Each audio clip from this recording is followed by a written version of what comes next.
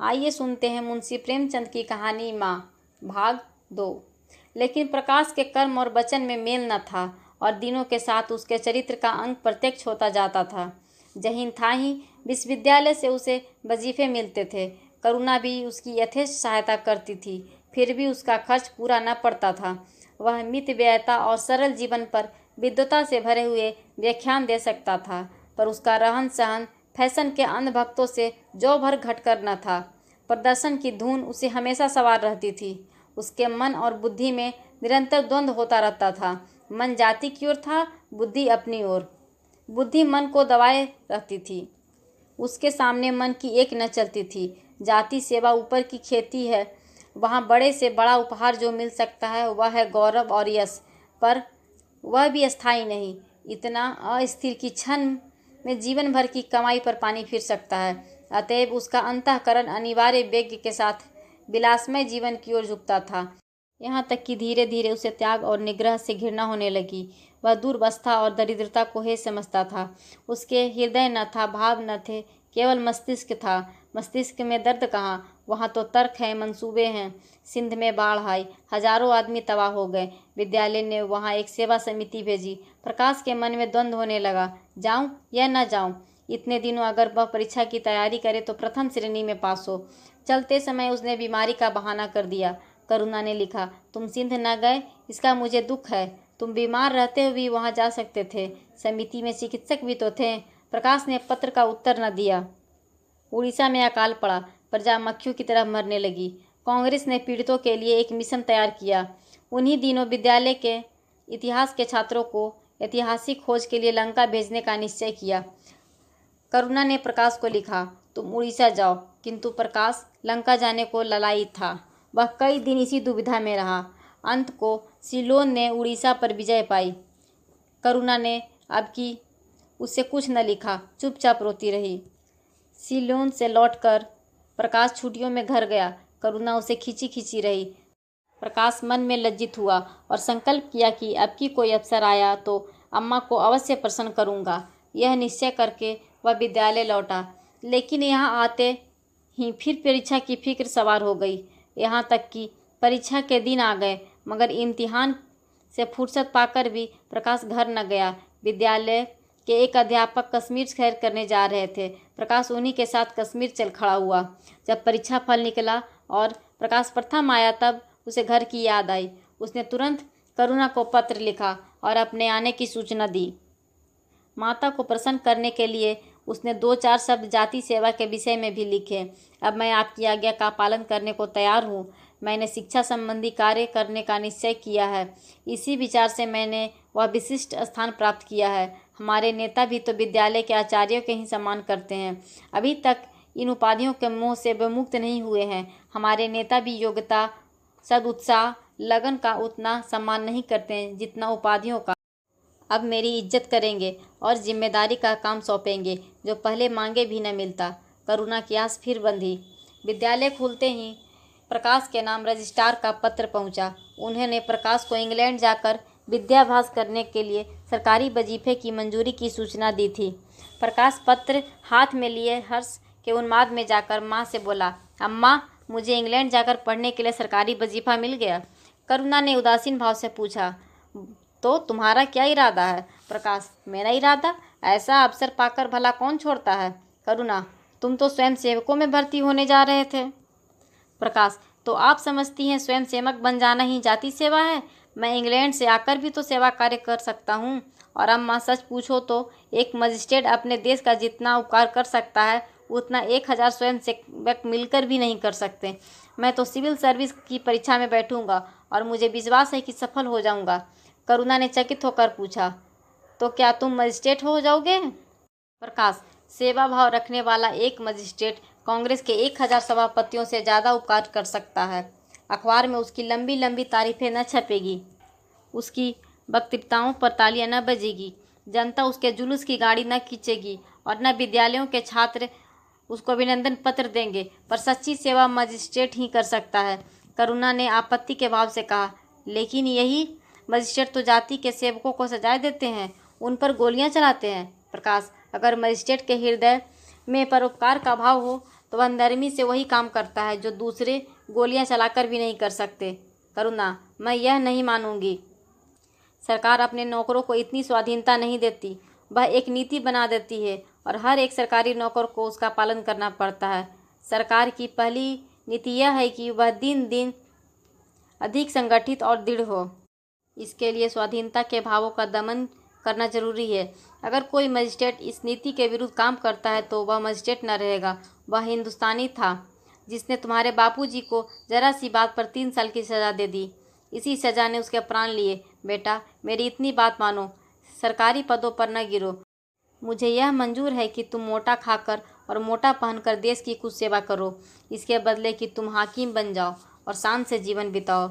यह समझ लो कि जिस दिन तुम हाकिम की कुर्सी पर बैठोगे उसी दिन से तुम्हारा दिमाग हाकिमों सा हो जाएगा। तुम यही चाहोगे कि अफसरों में तुम्हारी नेक नामी और तरक्की हो।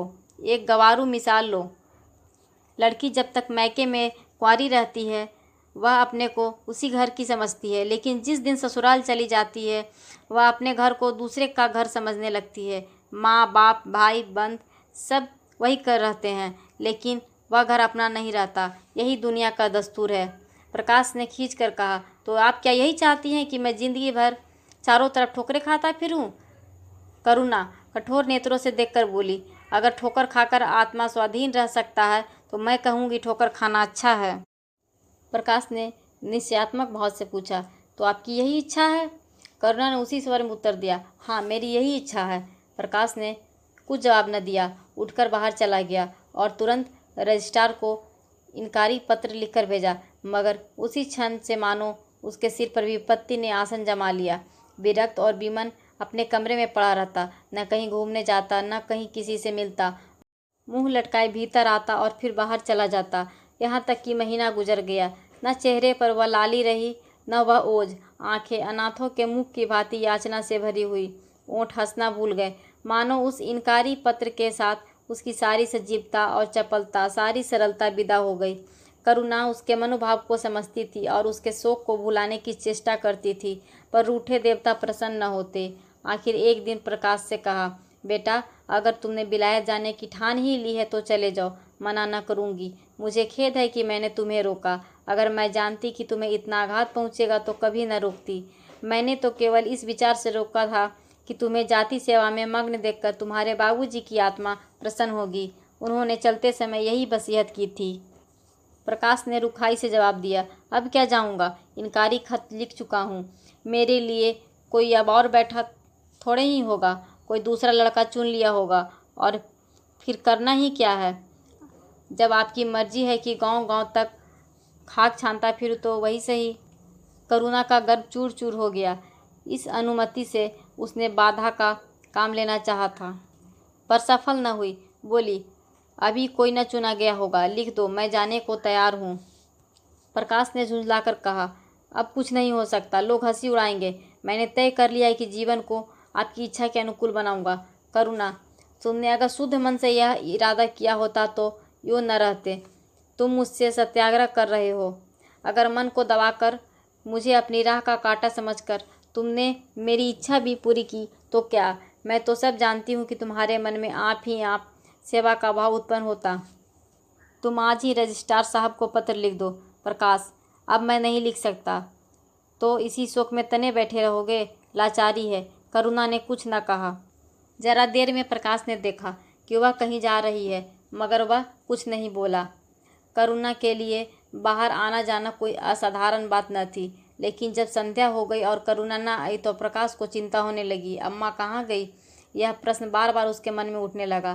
प्रकाश सारी रात द्वार पर बैठा रहा। भांति भांति की शंकाएं मन में उठने लगी।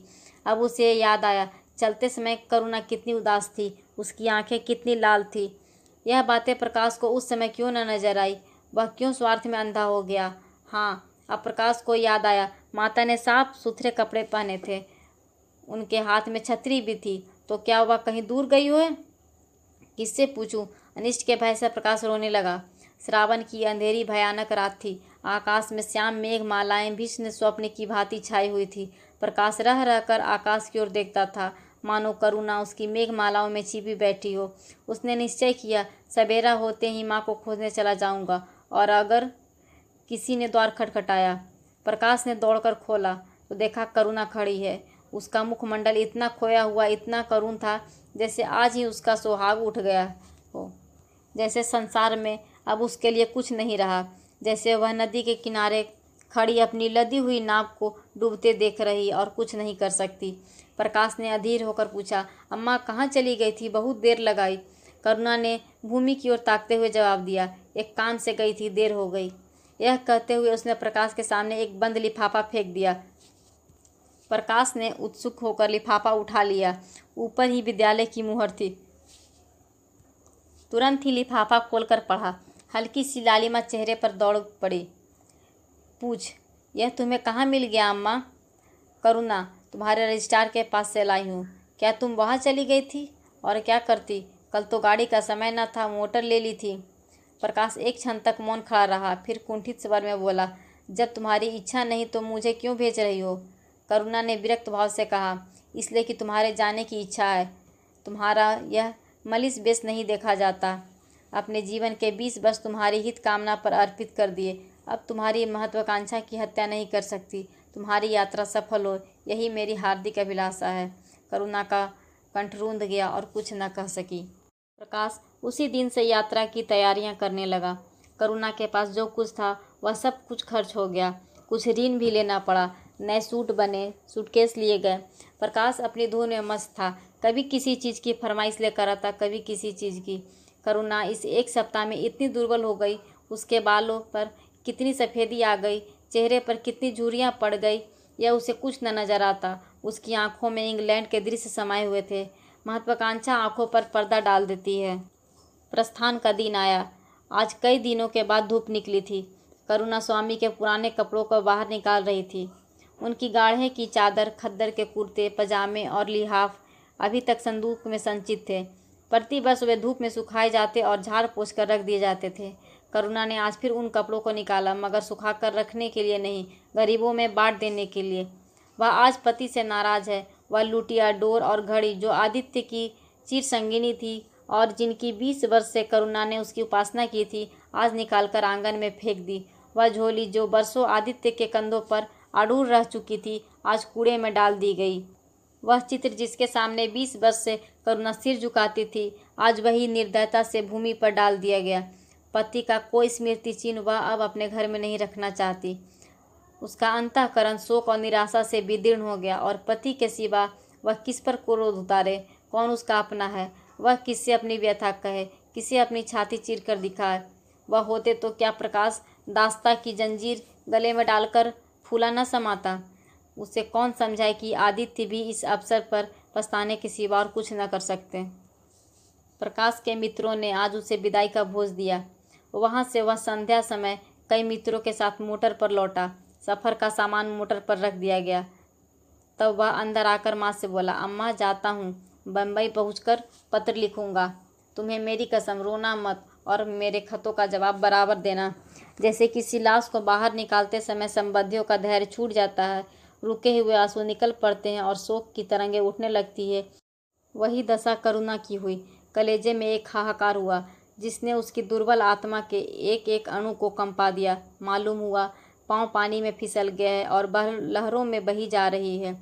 उसके मुख से शोक या आशीर्वाद का एक शब्द भी न निकला। प्रकाश ने उसके चरण छुए, अश्रु जल से माता के चरणों को पखारा, फिर बाहर चला गया। करुणा पाषाण की मूर्ति की भांति खड़ी थी। सहसा ग्वाले ने आकर कहा, बहू जी, भैया चले गए, बहुत रोते थे। तब करुणा की समाधि टूटी। देखा सामने कोई नहीं है। घर में मृत्यु का सा सन्नाटा छाया हुआ है और मानो हृदय की गति बंद हो गई है। सहसा करुणा की दृष्टि ऊपर उठी। उसने देखा आदित्य अपनी गोद में प्रकाश की निर्जीव देह लिए खड़े हो रहे हैं। करुणा पछाड़ खाकर गिर पड़ी। करुणा जीवित थी, पर संसार से उसका कोई नाता न था। उसका छोटा सा संसार जिसे उसने अपनी कल्पनाओं के हृदय में रचा था, स्वप्न की भांति अनंत में विलीन हो गया था। जिस प्रकाश को सामने देखकर वह जीवन की अंधेरी रात में भी हृदय में आशाओं की संपत्ति लिए जा रही थी, वह बुझ गया और संपत्ति लूट गई। अब न कोई आश्रय था, न उसकी ज़रूरत। जिन गऊओं को वह दोनों वक्त अपने हाथों से दाना चारा और सहलाती थी, वह अब खुट्टे पर बंधी निराश नेत्रों के द्वार की ओर तकती रहती थी। बछड़ों को गले लगाकर पुचकारने वाला अब कोई न था। जिसके लिए दूध दूहे मट्ठा निकाले खाने वाला कौन था। करुणा ने अपने छोटे से संसार को अपने ही अंदर समेट लिया था। किंतु एक ही सप्ताह में करुणा के जीवन ने फिर रंग बदला। उसका छोटा सा संसार फैलते फैलते विश्वव्यापी हो गया। जिस लंगर ने नौका के तट से एक केंद्र पर बंधा रखा था वह उखड़ गया। अब नौका सागर के अवशेष विस्तार में भ्रमण करेगी, चाहे वह उद्यान तरंगों के वक्ष में ही क्यों न विलीन हो जाए। करुणा द्वार पर आकर बैठी रहती और मोहल्ले भर के लड़कों को जमा करके दूध पिलाती। दोपहर तक मक्खन निकालती और वह मक्खन मोहल्ले के लड़के खाते। फिर भांति भांति के पकवान बनाती और कुत्ते को खिलाती। अब यही उसका नित्य नियम हो गया। चिड़ियाँ, कुत्ते, बिल्लियाँ, चींटियाँ, चींटे सब अपने हो गए। प्रेम का वह द्वार अब किसी के लिए बंद न था। उस अंगुल भर जगह में जो प्रकाश के लिए भी काफ़ी न थी, अब सारा संसार समा गया था। एक दिन प्रकाश का पत्र आया। करुणा ने उसे उठाकर फेंक दिया। फिर थोड़ी देर बाद उसे उठाकर फाड़ डाला और चिड़ियों को दाना चुगने लगी।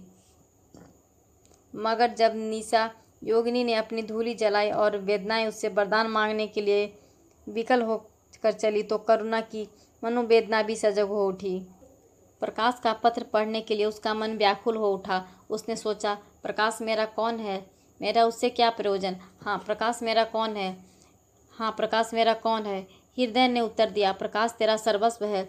वह तेरे उस अमर प्रेम की निशानी है जिससे तू सदैव के लिए वंचित हो गई। वह तेरा प्राण है, तेरे जीवन दीप का प्रकाश, तेरी वंचित कामनाओं का माधुर्य, तेरे अश्रु जल की विहार करने वाला हंस। करुणा उस पत्र के टुकड़ों को जमा करने लगी, माना उसके प्राण बिखर गए हों। एक एक टुकड़ा उसे अपने खो हुए प्रेम की एक पदचिन्ह सा मालूम होता था। अब सारे पुर्जे जमा हो गए तो करुणा दीपक के सामने बैठकर उसे जोड़ने लगी, जैसे कोई वियोगी हृदय प्रेम के टूटे हुए तारों को जोड़ रहा हो। हाय री ममता, वह आगाग्नि सारी रात उस पुर्जों को जोड़ने में लगी रही। पत्र दोनों ओर से लिखा था, इसलिए पुर्जों को ठीक स्थान पर रखना और भी कठिन था। कोई शब्द, कोई वाक्य बीच में गायब हो जाता था। उस एक टुकड़े को वह फिर खोजने लगती। सारा रात बीत गया पर पत्र अभी तक अपूर्ण था। दिन चढ़ गया। मोहल्ले के लौंडे मक्खन और दूध की चाह में एकत्र हो गए। कुत्ते और बिल्लियाँ का भी आगमन हुआ। चिड़ियाँ आकर आंगन में फुदकने लगी। कोई ओखल पर बैठी, कोई तुलसी के चौतरे पर। करुणा को सिर उठाने तक की फुर्सत नहीं। दोपहर हुआ, करुणा ने सिर न उठाया। न भूख थी न प्यास। फिर संध्या हो गई पर वह पत्र अभी तक अधूरा था। पत्र का आशय समझ में आ रहा था, प्रकाश का जहाज कहीं से जा रहा है। उसके हृदय में कुछ उठा। क्या उठा, यह करुणा ने न सोच सकी। करुणा पुत्र की लेखनी से निकले हुए एक एक शब्द को पढ़ना और उसे हृदय पर अंकित कर लेना चाहती थी। इसी भांति 3 दिन गुजर गए। संध्या हो गई। 3 दिन जागी आँखों जरा झपक गई। करुणा ने देखा एक लंबा चौड़ा कमरा, उसमें मेजें और कुर्सियां लगी हुई है। बीच में ऊंचे ऊंचे मंच पर कोई आदमी बैठा हुआ है। करुणा ने ध्यान से देखा, प्रकाश था। एक क्षण में एक कैदी उसके सामने लाया गया। उसके हाथ पांव में जंजीर थी, कमर झुकी हुई। वह आदित्य थे। करुणा की आंखें खुल गई, आंसू बहने लगे। उसने पत्र के टुकड़ों को फिर समेट लिया और उसे जलाकर राख कर डाला। राख की एक चुटकी के सिवा वहाँ कुछ न रहा जो उसके हृदय में विदीर्ण किए डालती थी। इसी एक चुटकी राख में उसका गुड़ियों वाला बचपन, उसका संतप्त यौवन और उसका तृष्णामय वैधव्य सब समा गया। प्रातःकाल लोगों ने देखा, पंछी पिंजरे से उड़ चुका था। आदित्य का चित्र अब भी उसके शून्य हृदय से चिपटा हुआ था। भग्न हृदय पति की स्नेह स्मृति में विश्राम कर रहा था और प्रकाश का जहाज यूरोप चला जा रहा था। दोस्तों, अगर आपको हमारी कहानी अच्छी लगी तो कृपया वीडियो को लाइक कर दीजिएगा और चैनल को सब्सक्राइब कर लीजिएगा। साथ ही बेल आइकन को प्रेस कर लीजिएगा ताकि आने वाली नई कहानियाँ आप तक पहुँचती रहे। धन्यवाद।